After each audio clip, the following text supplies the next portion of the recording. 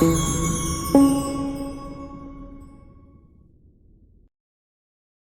everyone and welcome back to my channel. I have just been through a stupid situation where I recorded a full-on video and I only realized all the way when I was like, bye guys, and then I realized that I didn't have the mic on. So anyway, this is take 2 of the video. I hope you will enjoy this video today, and this video is about addiction. Stay tuned.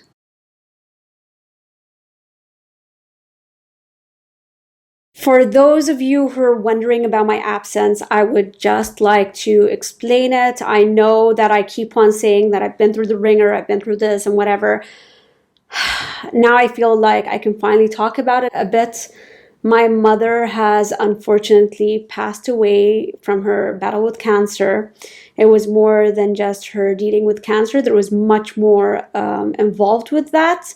And it was just causing a lot of stress for me. The most I was able to give was a YouTube video here and there. I was not taking any clients at that point because I felt that my energy was just not in the right place. I'm very ethical when it comes to that kind of stuff. And I always feel that I need to give people what they deserve, especially if they're coming for me for help, whether they're paying me or not.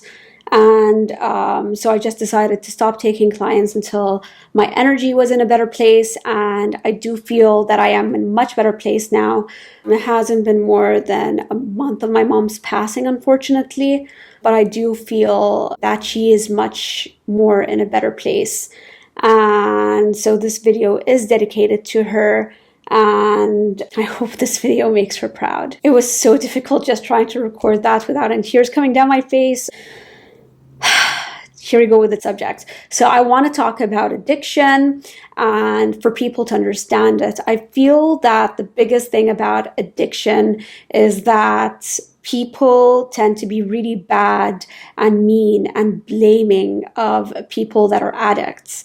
They start to treat them badly or say like, I'm going to take your kids away from you and I'm going to cut you off and I'm going to do this. And it's really disheartening to see that because people need to understand addiction properly.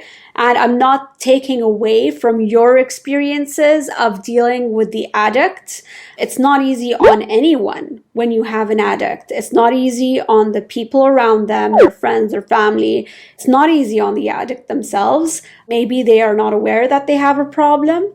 But if they even get a glimpse of maybe I do have a problem, it's not easy to deal with. And I feel that if we can understand addiction better, then there would be better results in the entire world when it comes to dealing with people of addiction. I always say, like, if we understand something better, then we can more likely come from a place of compassion and understanding.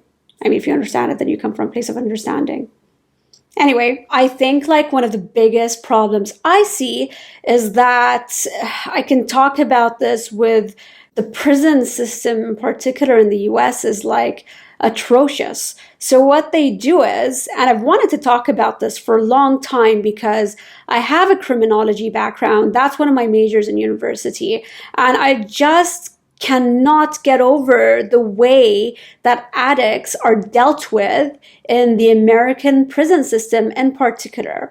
When they find someone who has substance abuse or they find them with drugs, what they do is basically they're labeled. There's something called the labeling theory. You're a bad person. So that's the first thing that you're doing. So who goes to jail? Bad people, whether they say it or not. So you're already attaching the labeling theory to them. And studies have shown that people getting labeled as bad people are automatically more likely to commit bad behavior. You see what I'm trying to get at here?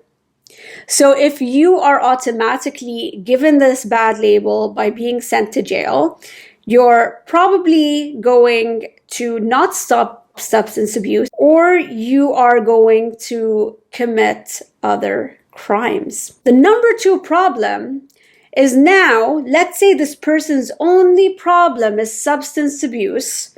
You have now put them in an environment with other people who have committed other crimes. So a lot of these people have grown up in environments where they feel that this behavior is okay. The government is bad. We're not bad. So you are now putting these people with substance abuse in an environment where they're being conditioned by other criminals to maybe believe that other crimes are okay. What also tends to happen is you start to make them hate the system, have hate and frustration towards the government. Now, again, people that deal with substance abuse tend to have problems coping with their internal struggles, whether it is depression or anxiety or any of those negative things. They have problems coping with it. So now they don't even have the proper tools to cope with it. So they were taking these substances. Now you've thrown them into a system that has probably made them more frustrated, feeling more victimized. So what have you done? You are making the situation worse for them. Then after that, sometimes they are sent to a halfway house. A halfway house is a honeypot for them to fall into substance abuse again, because it's a place where drugs are sold, and it's a place where it's very easy for them. You're putting them in an environment with other addicts. So what happens? They fall back into the system. They're back in jail. This is not a great way of dealing with addicts. Addicts need help. It's not just about, hey, you need to stop your addiction. We're going to put you into this program where there's no drugs so you can't take them and then you're cleaned off them. It doesn't work like that. Almost all addicts, almost all have depression issues, have anxiety issues. To run away from these problems, they induce substances. They need to have a way to have a better life, to not feel depressed anymore, to not feel anxious anymore.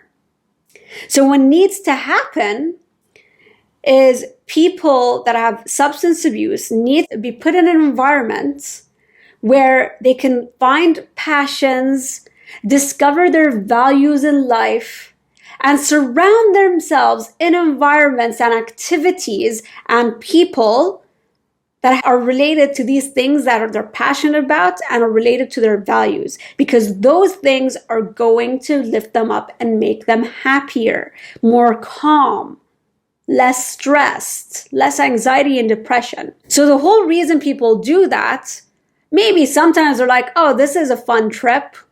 But if they're having a problem, they're trying to escape reality.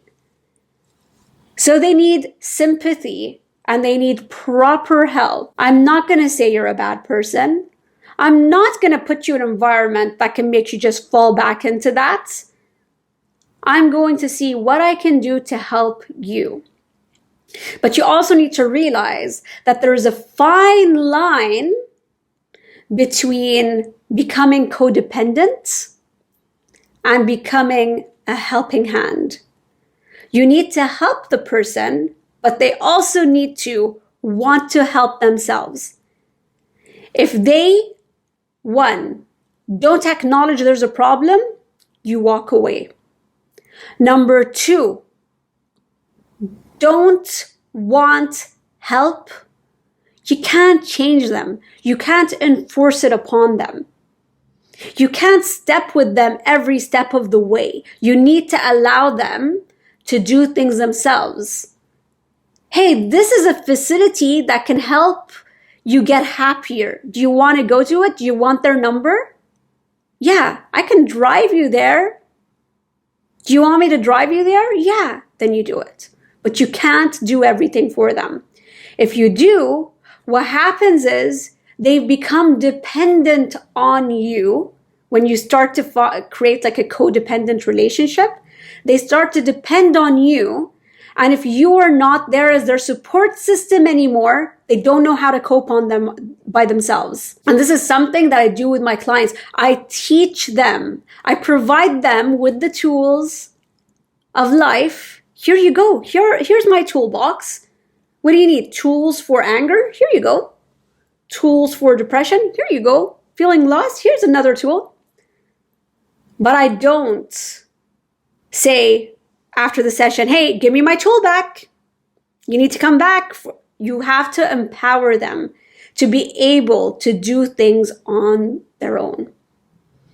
So if you know someone who struggles from depression, be understanding, be compassionate, and be kind, but do not create it to be a codependent relationship, because that could make them too reliant on you and affect it, or that can anger them further with you and make them worse.